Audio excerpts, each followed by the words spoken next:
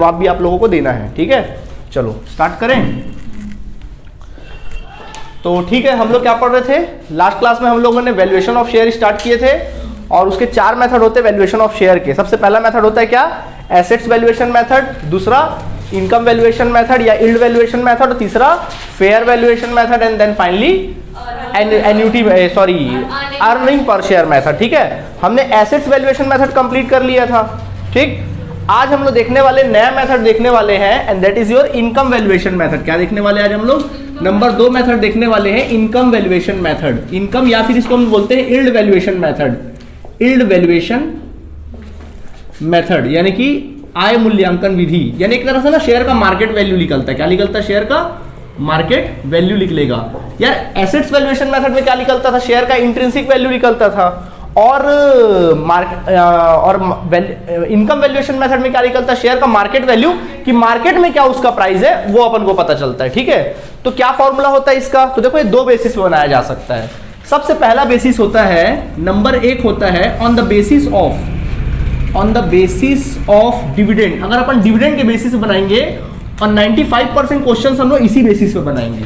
तो फॉर्मूला क्या होता है भाई इसका फॉर्मूला होता है rate value of per equity share. इसमें ना प्रेफरेंस शेयर का नहीं निकालते, सीधा पर निकालते हैं value of per equity share. अपन इक्विटी शेयर का वैल्यू निकालते हैं, इज इक्वल टू, फॉर्मूला होता है rate of dividend into paid up value of per share, paid up value of per share per equity share divided by rate of normal return या rate of normal profit, divide by rate of normal profit. मतलब उसी प्रकार का business कितना return देता है उसका rate अपन क्या कर लेते हैं, देख लेते हैं। ठीक है, रेट ऑफ डिविडेंड। तो चलो देखो, रेट ऑफ डिविडेंड का मतलब क्या होता है, कंपनी जो डिविडेंड देती है अपने शेयर होल्डर को उसका रेट क्या है, उसके शेयर्स पे कितना डिविडेंड देती है उसका रेट क्या है। डिविडेंड का मतलब समझते हो, मैंने क्या बताया था तुम लोग को, जैसे मान लीजिए आपने किसी कंपनी के शेयर्स खरीदा, मान लो उस कंपनी के शेयर्स कितने 100 रुपए हैं, कंपनी ने इशू किया और आपने उस कंपनी के 100 रुपए के शेयर क्या कर लिया, खरीद लिया पार वैल्यू पे, आप इसके मालिक हो।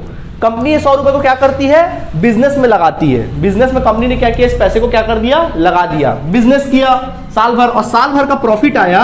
सपोज साल भर का कंपनी ने प्रॉफिट कमाया 20 रुपए, कंपनी ने प्रॉफिट कितना कमाया 20 रुपए। बताओ आपके शेयर का वैल्यू क्या है, 120।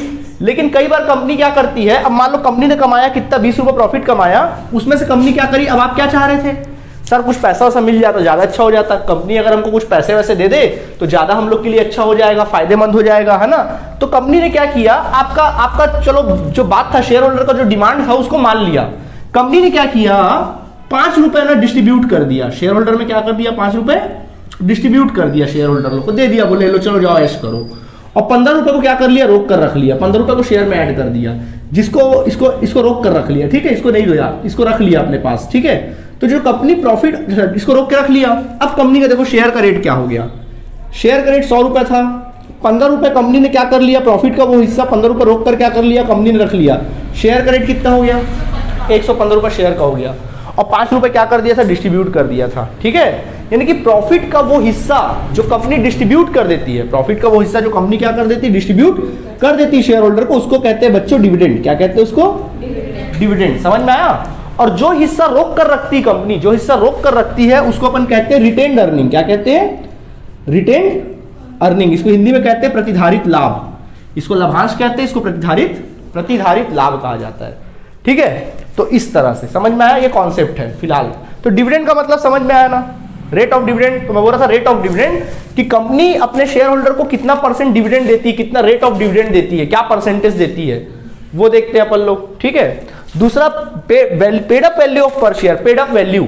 यार शेयर का रेट मान लो 100 रुपया है, पढ़े थे ना अपन issue of share capital, share का रेट मान लो कितना रुपए है, 100 रुपए। ठीक है, 100 रुपए है, लेकिन याद होगा तुम लोग को कि 100 रुपए इकट्ठा नहीं ले लेती कंपनी। कंपनी क्या करती है, उसमें थोड़ा थोड़ा करके देती ना पैसा। जैसे मान लो कंपनी ने मांगा अभी तक 70 रुपया है और पेड भी कितना हुआ है, 70। तो भाई 100 रुपए का शेयर जरूर है, लेकिन पेड अप कितना हुआ, अभी तक 70 ही पेड अप है। तो भाई पैसा बिजनेस में लगा कितना है, तो डिविडेंड भी किस पैसे पे दोगे, 70 रुपए पे दोगे। नहीं आया समझ में, आ गया। थोड़ा पेड अप वैल्यू लेना है, कौन सा लेना है, पेड अप, जो पेड हुआ है, भले शेयर का रेट जो भी हो। अगर 100 रुपए का है, 100 रुपए पूरा पेड हो गया है तो 100 रुपए ही सही। और अगर क्या बोलते हैं 70 रुपए है तो फिर 70 रुपए, जितना रुपए रहेगा वो पेड अप वैल्यू लेंगे। ध्यान रखेंगे इस बात का इक्विटी शेयर्स पे। कुछ पूछना है यहाँ तक आप लोगों को? पक्का? ठीक है, तो यहाँ तक अपना काम क्या हो गया, खत्म हो गया। ठीक है, ये होता है। ठीक है, अगर उसको लिखना चाहो तो लिख सकते हो, समझने के लिए याद रहे तो। ओके, आगे देखें तो देखो पेड अप वैल्यू पर शेयर क्वेश्चन में हमको निकाल के दिया रहेगा। रेट ऑफ नॉर्मल प्रॉफिट भी क्वेश्चन में अपन को निकाल के देता है, जैसे डिविडेंड के टाइम पे देता था। ठीक है, सवाल उठता है सर रेट ऑफ डिविडेंड कैसे निकालेंगे? तो बच्चों रेट ऑफ डिविडेंड का फॉर्मूला होता है rate of dividend is equal to, formula हो जाएगा डिविडेंड अमाउंट, वो अमाउंट जो कंपनी लोगों में क्या कर रही है, बांट रही है, उसको ले लो, इंटू 100 कर दो, डिवाइडेड बाय कर दो paid up share capital, paid up equity share capital. Paid up share capital means equity share capital, जितना रुपए पेड अप है कुल मिला के 5 लाख तक पेड अप है, 10 लाख तक पेड अप है, ये पर शेयर था। यहाँ पे ओवरऑल पूरा नंबर, पूरा ओवरऑल कितना पेड अप है वो ले लो, समझ लो पहले, फिर लिखते रहना, समय दूंगा लिखने का। ठीक है, नहीं आया समझ में आप लोगों को यहाँ तक? थोड़ा फॉर्मूला को याद करो, फॉर्मूले को याद करना है। याद नहीं होता क्या करो, फॉर्मूले को अपने रूम में जहाँ पढ़ते हो अपने स्टडी टेबल पे चिपका के रख लो, फॉर्मूला दिमाग में बैठ जाएगा। और दूसरी बात, जितना ज़्यादा क्वेश्चंस बनाते जाओगे, मेहनत करोगे तो भी आप लोग को समझ में आने लगेगा, दिमाग में बैठता है फॉर्मूला। ठीक है, तो यहाँ तक किसी को कुछ परेशानी है? ये तो लिख लिए थे ना तुम लोग, इसको लिखना लिख लो साइड में। अच्छा चलो उसको बाद में लिखी, इकट्ठे ही लिख लेना, जगह मिलेगा। चलिए यहाँ तक समझ में आया? तो देखो पेड अप शेयर कैपिटल तो अपन को क्वेश्चन में दिया रहेगा, क्या नहीं दिया रहेगा? अब वो कैसे निकाले सर? तो देखो कैसे निकालते हैं। क्या बोला था मैंने? डिविडेंड, कंपनी प्रॉफिट कमाती है और प्रॉफिट को क्या करती है, बांटती है। तो देखो कंपनी प्रॉफिट कैसे कमाती है।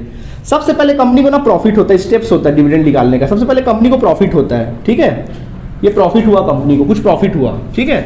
अब इस प्रॉफिट में सबसे पहले कंपनी क्या करती है, अगर पहले इंटरेस्ट देती कंपनी, इंटरेस्ट ऑन डिवेंचर। अगर डिवेंचर मींस लोन, अगर उस पे लोन पे इंटरेस्ट नहीं दिया गया है, जनरली दिया जाता है, नहीं दिया गया तो पहले आप क्या कर लो, घटा लो। पहले क्या घटा लो, इंटरेस्ट, क्योंकि खर्चा ना भाई बिजनेस का, तो पहले आप घटा लीजिए इंटरेस्ट ऑन डिवेंचर या लोन। इंटरेस्ट ऑन डिवेंचर, अगर कंपनी के पास डिवेंचर है और क्वेश्चन में अगर बोला है कि भाई अभी तक इंटरेस्ट घटाया नहीं गया, बोलेगा, साफ साफ बोलेगा, आपको हर बार घटाने की आवश्यकता नहीं है। अगर वहां पे लिखा है बिफोर इंटरेस्ट, क्या लिखा रहेगा वहां पे, बिफोर इंटरेस्ट, मतलब बिफोर इंटरेस्ट का मतलब अभी इंटरेस्ट घटाया नहीं गया है, एंड टैक्स मतलब इसमें टैक्स भी अभी घटाया नहीं गया, कहने का मतलब है। आफ्टर बोल देगा मतलब घटा दिए गए हैं, तो फिर घटाने की जरूरत है क्या, नहीं है, ध्यान रहेगा। ओके, बस ये घटा हुआ देता है, ठीक है। तो मेन हमारा जो क्वेश्चन चालू होता है बनाने का वो यहाँ से स्टार्ट होता है, ये प्रॉफिट से, प्रॉफिट आफ्टर इंटरेस्ट से हम लोग का काम चालू होता है, यहाँ से चालू होता है। सबसे पहले आपको जो भी प्रॉफिट दिया रहेगा, कंपनी प्रॉफिट कमाई, कंपनी ने नेट प्रॉफिट कमाया, सबसे पहले कंपनी क्या करती है, जैसी नेट प्रॉफिट कमाया, क्या पैसा वो शेयर होल्डर बांट देगी, पहले वो क्या करेगी, गवर्नमेंट को टैक्स देगी, पहले वो गवर्नमेंट को क्या करेगी, टैक्स देगी। तो पहले वो गवर्नमेंट को इनकम टैक्स देगी, जो भी इनकम टैक्स होगा वो गवर्नमेंट नेट प्रॉफिट में से इनकम टैक्स दे देगी, दे दी इनकम टैक्स। अब कुछ प्रॉफिट बच गया, अब जो प्रॉफिट आ गया नेट प्रॉफिट आफ्टर टैक्स आ गया, क्या आ गया, मतलब ऐसा प्रॉफिट जिसमें से टैक्स क्या हो चुका है, घट चुका है, हो गया। अब कंपनी क्या करती है, अब इसमें से कंपनी क्या करती है, कुछ पैसे वो रोक कर रखती है, जिसको अपन कहते हैं ट्रांसफर टू रिजर्व फंड। कुछ पैसे कंपनी रोक कर रख लेती है और कहां डाल देती है, उसको रिजर्व फंड में। देखो रोक के नहीं रख रही थी, तो कुछ प्रॉफिट का वो हिस्सा वो बांटती नहीं है। अब ये सारे प्रॉफिट पे हक शेयर होल्डर का है, बांटेगी नहीं, उसमें से कुछ हिस्सा क्या कर लेगी कंपनी, रोक कर रख लेगी, जिसको कहां ट्रांसफर करेगी, वो रिजर्व फंड में पैसा ट्रांसफर कर देगी, ठीक है, ओके। अच्छा, अब किसका हक है इस पे, शेयर होल्डर का हक है। उसमें भी एक और शेयर होल्डर है जो अपने घर का नहीं है, कौन है, प्रेफरेंस शेयर होल्डर। प्रेफरेंस बोलेगा मुझे मेरा डिविडेंड दो, मुझे क्या करो, डिविडेंड दो, तो उसमें आप क्या घटा दोगे, प्रेफरेंस डिविडेंड घटा देना। क्या घटा देना, प्रेफरेंस शेयर पे जो भी डिविडेंड होगा उसको क्या कर देना, घटा देना। कैसे निकालोगे डिविडेंड, देखो जितने रुपए का प्रेफरेंस शेयर कैपिटल नहीं दिया रहेगा, जितने रुपए का प्रेफरेंस शेयर कैपिटल दिया रहेगा, उसका रेट ऑफ डिविडेंड, जो डिविडेंड का परसेंटेज होगा उसको चार्ज कर देना और निकाल लेना, वही डिविडेंड उसको क्या कर देना, दे देना। फॉर एग्जाम्पल हमारी कंपनी में 1 लाख के प्रेफरेंस शेयर कैपिटल है और उसके सामने लिखा है 10%, तो कितना डिविडेंड दोगे, 1 लाख का 10%, ठीक है। क्वेश्चन बनाएंगे तो समझ में आएगा, ओके, ठीक है, इसको दे दो। इसके बाद घटाने के बाद प्रेफरेंस डिविडेंड हो गया। अब जो घटाने के बाद जो आएगा बच्चों, इस पैसे पे किसका हक होता मालूम है, इक्विटी शेयर होल्डर का, जिसको हम लोग बोलते हैं डिविडेंड अमाउंट। अब आ गया डिविडेंड अमाउंट। क्या सीखा हम लोगों ने, एक बार फिर से रिपीट करते हैं। मार्केट वैल्यू कैसे निकालोगे, on the basis of dividend, dividend के बेसिस पे निकालोगे। क्या फॉर्मूला होगा, on the basis of dividend, value of per equity share is equal to rate of dividend into paid up value of per share divided by rate of normal profit हो गया। ये दो चीज तो दिया ही रहेगा क्वेश्चन में, क्या नहीं दिया रहेगा, रेट ऑफ डिविडेंड। कैसे निकालोगे, dividend amount into 100 divide by paid up share capital, निकाल लो, आ गया। जैसे ये हो गया काम, तो डिविडेंड अमाउंट कैसे निकालोगे, प्रॉफिट देख लो। अगर प्रॉफिट में इंटरेस्ट और टैक्स नहीं घटाया गया तो क्या कर दो, घटा दो। पहले क्या घटाओगे, इंटरेस्ट, फिर क्या घटाओगे, टैक्स, घट गया। अब क्या करोगे, अब उसमें से क्या करते, कुछ पैसा रोक के रख लेती कंपनी, तो कहां ट्रांसफर होगा, रिजर्व फंड में। पहले रिजर्व फंड में ट्रांसफर होगा, उसके बाद फिर पैसा कहां जाएगा, फिर प्रेफरेंस डिविडेंड दिया जाएगा, क्योंकि डिविडेंड भी देना पड़ेगा ना प्रेफरेंस शेयर होल्डर को, उनका हिस्सा दे दो। उसके बाद जो बचा कुचा प्रॉफिट है वो किसको बटेगा, इक्विटी शेयर होल्डर को बटेगा, और इक्विटी शेयर पे पार्टी बनाएंगे। आई बात समझ में कि नहीं आई, नहीं आई बात समझ में, उसके बाद अपना काम कर लेंगे। नहीं आया समझ में, आ गया, जल्दी से नोट करें इसको। तो यहां तक तुम लोगों ने नोट कर लिया, ठीक है। तो देखो यहां तक नोट हो गया। मैंने क्या बताया था, सबसे पहला इनकम यील्ड मेथड जो होता है वो दो तरीके से बनाते हैं, एक on the basis of dividend, तो फॉर्मूला आप लोगों को क्लियर हो गया होगा, डिविडेंड वाला बिल्कुल आसान है। और दूसरा होता है on the basis of earning, उसका फॉर्मूला तो इससे भी आसान है। देखो क्या, इधर देखो, लिखो मत, पहले देखो ऑन द बेसिस ऑफ क्या देखने वाले हैं, अर्निंग। अर्निंग मतलब कमाई, यानी शेयर होल्डर की कमाई। अर्निंग का मतलब यहाँ पे कंपनी की कमाई नहीं, किसकी कमाई, शेयर होल्डर कितना कमाता है। और शेयर होल्डर की कमाई क्या है भैया, डिविडेंड ही तो है, डिविडेंड ही तो शेयर होल्डर कमाता है। तो क्या हो जाएगा, on the basis of earning, तो क्या होगा formula, value of per equity share is equal to, बोलो क्या फॉर्मूला होता है, रेट ऑफ डिविडेंड। तो वहां डिविडेंड हटकर क्या आ जाएगा, अर्निंग आ जाएगा, ठीक है, into paid up value of per equity share divide by rate of normal profit, ये हो जाएगा। फिर वैसे ही अपन को क्या है, दूसरा रेट ऑफ अर्निंग, बाकी चीज तो दिया रहेगा, रेट ऑफ अर्निंग नहीं दिया रहेगा। तो अब आप रेट ऑफ अर्निंग कैसे निकालोगे, तो रेट ऑफ अर्निंग बच्चों क्या करना, जैसे रेट ऑफ डिविडेंड निकालते हैं वैसे रेट ऑफ अर्निंग निकालना पड़ेगा। तो रेट ऑफ अर्निंग का फॉर्मूला लिखना पड़ेगा, तो क्या लिखेंगे formula, rate of earning is equal to dividend amount होता है ना, डिविडेंड अमाउंट को काट दो, वहां पर क्या डाल दो, अर्निंग अमाउंट डाल दो, ठीक है, earning amount into 100 divide by paid up equity share. समझ आया कि नहीं, बस डिविडेंड को हटा के क्या डाल दो, वहां पे अर्निंग डाल दो, ठीक। अब सवाल तो सर ये अर्निंग अमाउंट कैसे निकालेंगे, बिल्कुल जैसे डिविडेंड निकालते थे ना, प्रॉफिट में इंटरेस्ट घटा लो, नहीं घटा है तो टैक्स घटा लो, नहीं घटा है तो उसके बाद फिर ट्रांसफर टू रिजर्व घटा लो, जनरल रिजर्व को ट्रांसफर कर दो, फिर प्रेफरेंस डिविडेंड आप क्या कर लीजिए, घटा लीजिए, अंत में क्या आ जाता था, डिविडेंड अमाउंट, उसके जगह क्या आ जाएगा, अर्निंग अमाउंट, ये आ जाएगा, क्या आ जाएगा, अर्निंग अमाउंट। आई बात समझ में, हाँ बस एक चीज आपको अंतर है, रेट ऑफ अर्निंग जब निकालोगे ना तो वहां पे पेड अप इक्विटी शेयर नहीं रहेगा यार, वहां पर रहेगा कैपिटल इंप्लॉयड, क्या रहेगा बदले में, कैपिटल इंप्लॉयड, बस इतने का अंतर है। Capital employed means net assets, क्या रहेगा वहां पे, capital employed means net assets. और आप लोगों को नेट एसेट निकालना आता है, निकालना सीखे थे, क्या होता है नेट एसेट्स का फॉर्मूला, बोलो सब एक साथ,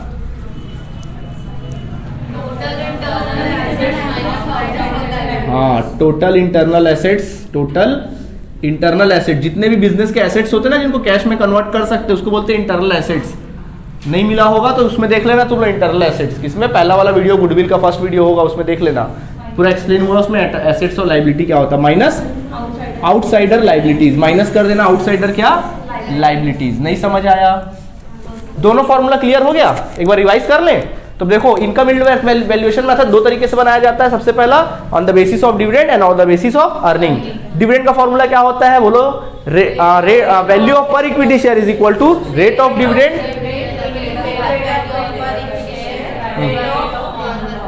होता है। और डिविडेंड अमाउंट कैसे निकालो, और रेट ऑफ डिविडेंड कैसे निकालोगे,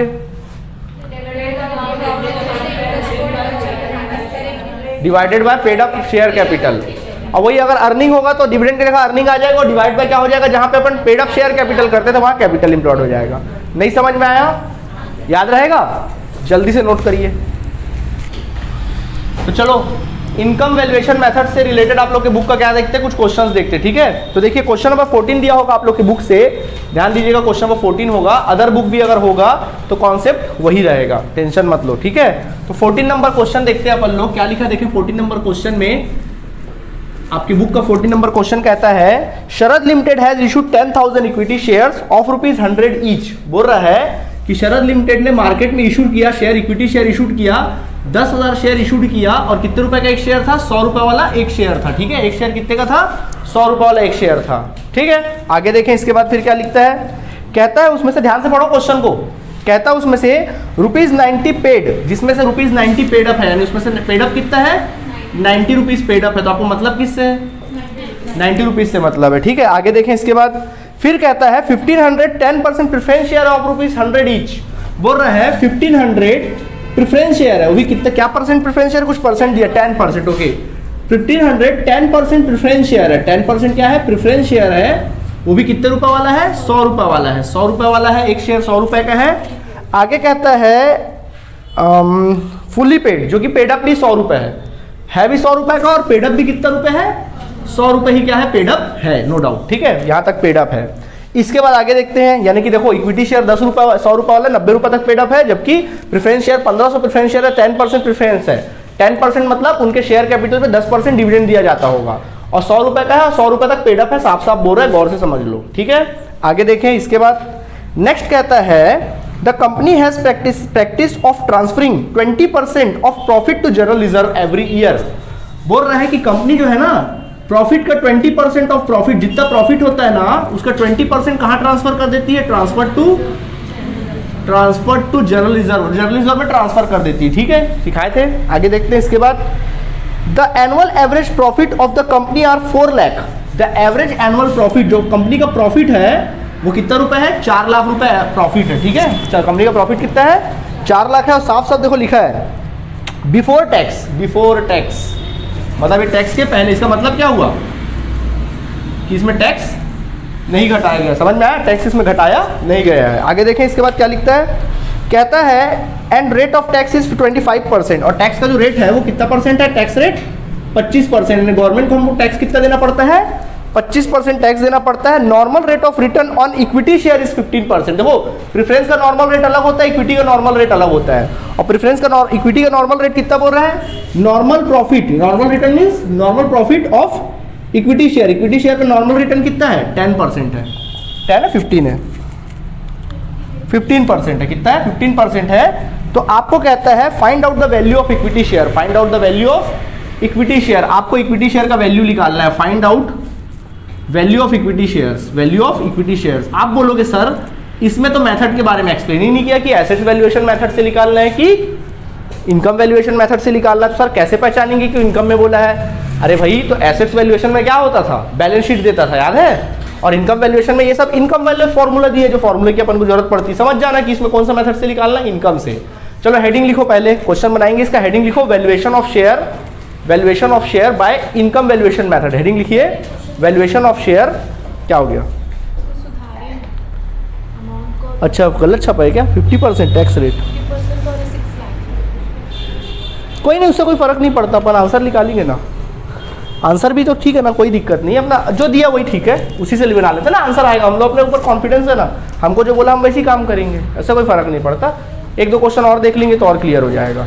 चलो बात नहीं, जल्दी लिखो, अरे लिखना क्या, और हेडिंग लिख लिए, क्या लिखे, वैल्यूएशन ऑफ शेयर, लिखो heading valuation of share by income valuation method. Heading लिखो valuation of share by income valuation method, लिखिए heading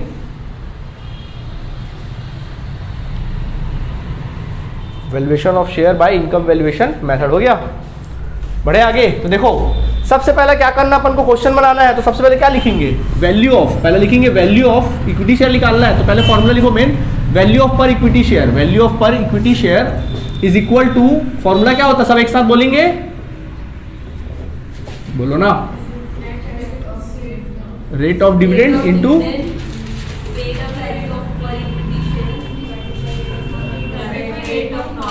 value of per equity share divided by rate of normal profit, divided by rate of normal profit, यही होता है ना, पक्की बात है, ठीक। तो यार देखो पेड अप पर इक्विटी शेयर तो दिया है, देखो 90 रुपया, और रेट ऑफ नॉर्मल प्रॉफिट भी दिया, देख लो 15% दिया है, क्या नहीं दिया है, रेट ऑफ डिविडेंड। तो चलो रेट ऑफ डिविडेंड का फॉर्मूला बोलिए हमें, rate of dividend is equal to क्या होगा फॉर्मूला, जितना कंपनी डिविडेंड बांटती है वो ले लो, into 100 divided by paid up equity share capital, paid up, कुल मिला के जो पेड अप इक्विटी शेयर है वो आपको क्या कर लेना, ले लेना है, ठीक है। चलो तो ये भी तो कहीं अपने को दिए छुआ है, क्या निकालना है, डिविडेंड अमाउंट निकालना पड़ेगा, तो अपन लिखेंगे देन डिविडेंड अमाउंट। तो फर्स्ट ऑफ ऑल क्या लिखना पड़ेगा, प्रॉफिट। तो देखो प्रॉफिट कितना दिया बताओ हमें, देखो प्रॉफिट दिया अपन लोग को कितना, बिफोर टैक्स, प्रॉफिट दिया बिफोर टैक्स, कितना दिया प्रॉफिट 4 लाख। बताओ इसमें इंटरेस्ट घटाना पड़ेगा क्या? नहीं, जब इंटरेस्ट के बारे में कुछ नहीं बोला तो मत घटाओ, सीधा क्या घटाओ, टैक्स घटाओ। तो पहले लेस करो टैक्स, सबसे पहले टैक्स घटाओ, इनकम टैक्स कितना दिया देखो, income tax 25%, at the rate 25%, 4 lakh का चलिए 25% निकाल दीजिए, कम ऑन। 4 लाख का, हाँ कितना 1 लाख, कितना आ गया 1 लाख, तो आ गया कितना 3 लाख, ये आ गया हमारा कितना 3 लाख, आ गया 3 लाख। बोलो अब इसमें से क्या घटाया जाता है, याद करना पड़ रहा है, ट्रांसफर टू जनरल रिजर्व घटाया जाता है। कितना बोलता है देखो, 20% ऑफ प्रॉफिट, जितना आपका प्रॉफिट आता है ना टैक्स देने के बाद उसका 20%। तो बोलो प्रॉफिट कितना है टैक्स देने के बाद 3 लाख, यही बैलेंसिंग का 3 लाख का 20%। यार इसी स्टेप में घटाना, जिस स्टेप में सिखाया उसी स्टेप में घटाना, स्टेप को ऊपर नीचे किए पूरा आंसर गलत हो जाना है, ठीक है। 20% बोलो कितना आएगा 60,000, घटा लो कितना आया बोलो 2,40,000, आ गया 2,40,000। अब बोलो इसमें क्या घटाया जाता है, बोलो प्रेफरेंस डिविडेंड, अब घटाया जाता है प्रेफरेंस डिविडेंड। सो प्रेफरेंस डिविडेंड कितना भाई बताओ, कितना, किसका 10%, जितना पैसा लगाए उसका। कई बार बच्चे गलती क्या करते हैं, ये प्रॉफिट का 10% निकाल देते हैं, ऐसी बेवकूफी मत करना। क्या बोल रहा है भाई, मैं बोलूंगा जितना पैसा लगाओगे उसी का 10% रिटर्न मिलेगा।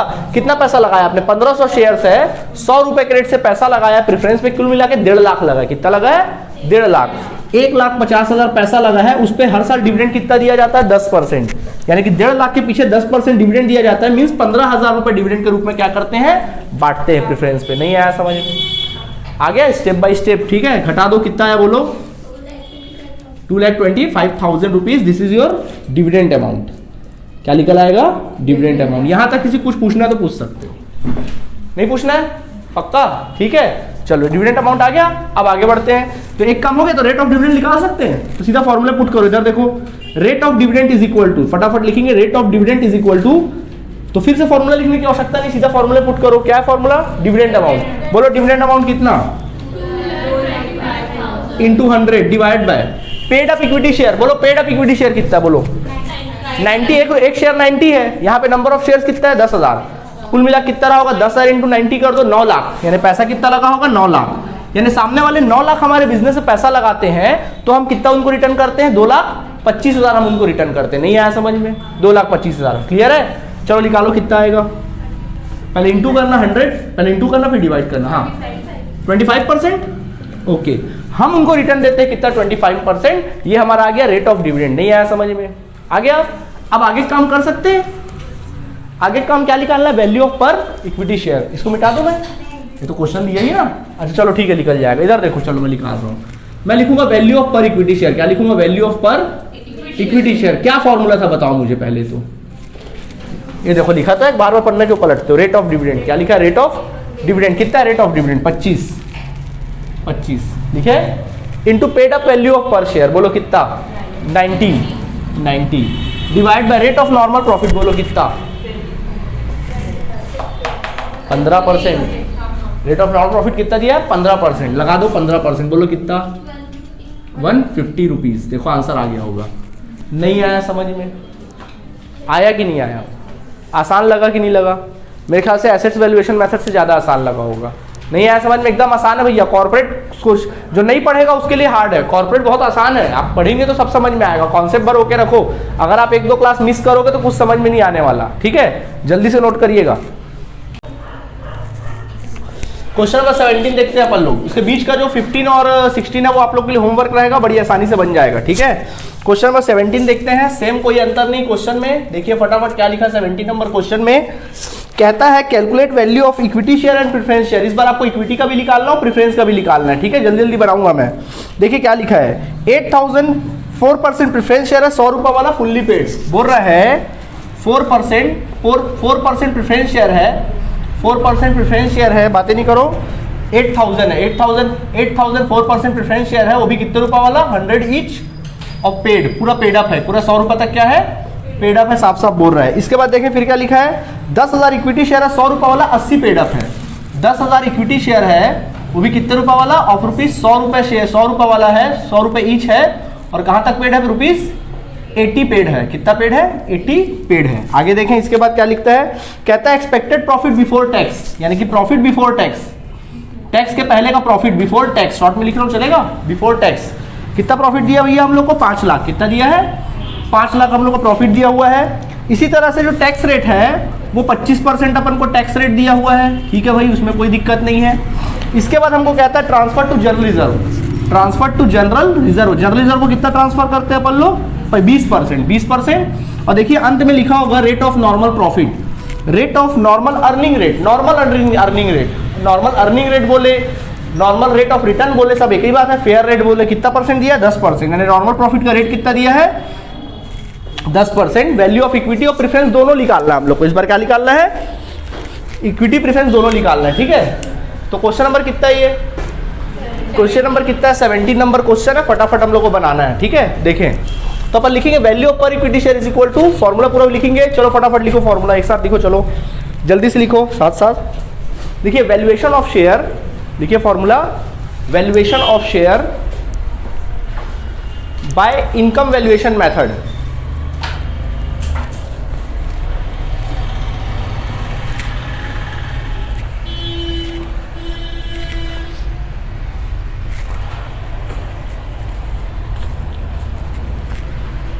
लिख लिए valuation of share by income valuation method, हो गया।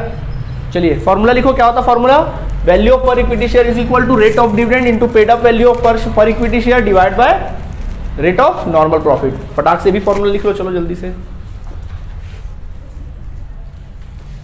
पूरा यहां तक का फॉर्मूला लिख लो, पेड अप शेयर कैपिटल तक का। चलो देखो, तो अब अपन लोग निकालना सीखते हैं डिविडेंड अमाउंट। फॉर्मूला पूरा लिख लिया हम लोगों ने, अब हम लोग निकालते हैं dividend amount. So dividend amount का फॉर्मूला क्या होता है, प्रॉफिट, पहले तो लिख लो प्रॉफिट, प्रॉफिट कितना दिया भाई हम लोग को, देखो बताओ सब एक साथ 5 लाख, ठीक है। अब उसमें से लेस क्या करेंगे, टैक्स, बोलो कितना परसेंट है एट द रेट 25%, 5 लाख और 25% निकालिए, चलिए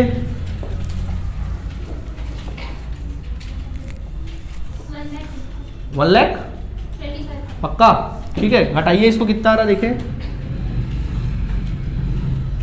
कितना आएगा घटाओ जल्दी, 3,75,000। 5 लाख में से 1,25,000 अपन क्या कर देंगे, डिडक्ट कर देंगे। अगर 25% निकालते हैं तो कितना आ जाता है हम लोगों का 3,75,000। अब इसमें से लेस क्या किया जाता है बोलो, जनरल रिजर्व,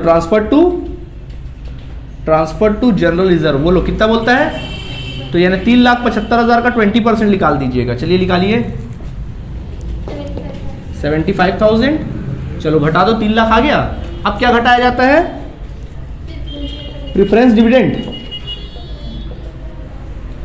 कितना रुपए प्रेफरेंस डिविडेंड, देखो 4% 8,000 प्रेफरेंस शेयर है, 100 रुपये वाला भी फुल्ली पेड है। तो बताओ पैसा कितने पे देते होगे परसेंट, 8 लाख पे, नहीं समझ में आया, 8 लाख पे देते होगे, तो 8 लाख का कितना परसेंट भैया 4% ना। ये लाइन समझ में आया कि नहीं आया आप लोगों को, बोल दो अगर नहीं आया तो।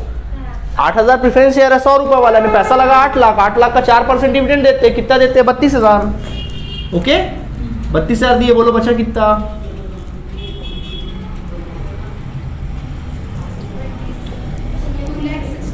आया, ये आ गया तुम्हारा डिविडेंड अमाउंट, आ गया डिविडेंड अमाउंट, ओके। चलिए फॉर्मूले पुट करते हैं, देन अपन लिख सकते हैं रेट ऑफ डिविडेंड, क्या लिखेंगे, रेट ऑफ डिविडेंड, क्या होता है फॉर्मूला, डिविडेंड अमाउंट। तो बच्चों डिविडेंड अमाउंट कितना है 2,68,000 रुपया है पक्का, into 100 divide by paid up share capital, equity share capital, बोलो paid up equity share capital कितना बताओ आप ही लोग, 10,000 शेयर पे 80 के रेट से कितना हुआ 8 लाख, कितना हो गया 8 लाख, समझ आया। चलो मल्टीप्लाई करो, सॉल्व करो, कितना आ रहा है 33.5%, आगे इतना।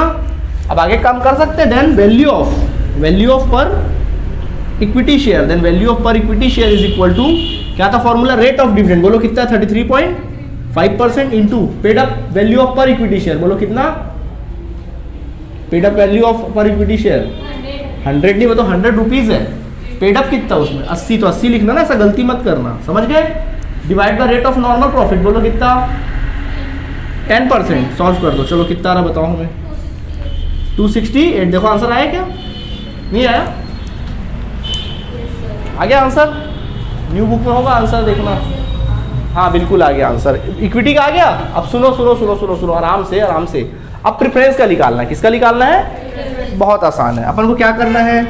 प्रेफरेंस का लिए निकालना, तो अपन लिखेंगे value of per preference share, value of per preference share निकालना है आप लोगों को। तो देखो क्या करोगे, क्या होता है formula? Rate of dividend, preference का रेट ऑफ क्या ले लो? डिविडेंड ले लो, into paid up value of per equity per preference share, paid up value of per preference share divided by rate of normal profit on preference share, normal profit on preference share. ठीक है, अब देखो rate of dividend तो preference share का निकाल ही के दे दिया है, ये देखो देते ही कितने भाई 4% देते रेट ऑफ डिविडेंड, निकाल के दिया ना, और ना तो कम ना तो ज्यादा, काहे अपना ज्यादा दिमाग लगाओगे, काहे के लिए इतना परेशान होगे, सीधा 4%। ठीक है, इनटू पेड अप, बोलो प्रेफरेंस शेयर पेड अप कितना है? पूरा 100 ले लो, divided by rate of normal profit, बोलो कितना दिया है? चाहिए। कई बार क्या होता है, रेट ऑफ नॉर्मल प्रॉफिट अपन को इक्विटी का लिख कर दे देगा, या नहीं प्रेफरेंस का भी अलग अलग देता है कई बार, और अगर अलग अलग नहीं देता है तो क्या मान लो, एक ही मान लो। ठीक है, 10 कर दो, बोलो कितना आ रहा? देखो 40 आ रहा, 40 कि 400? 40। ओके, ये आ गया value of per preference share कितना? 40। देखो आंसर आया क्या?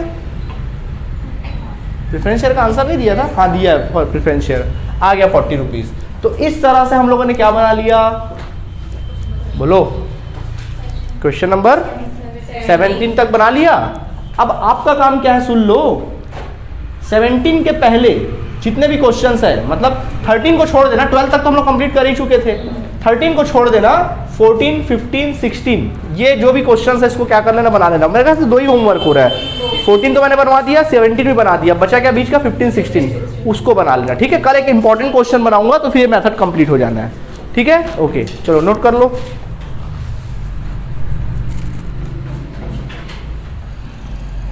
रेड वाला, हाँ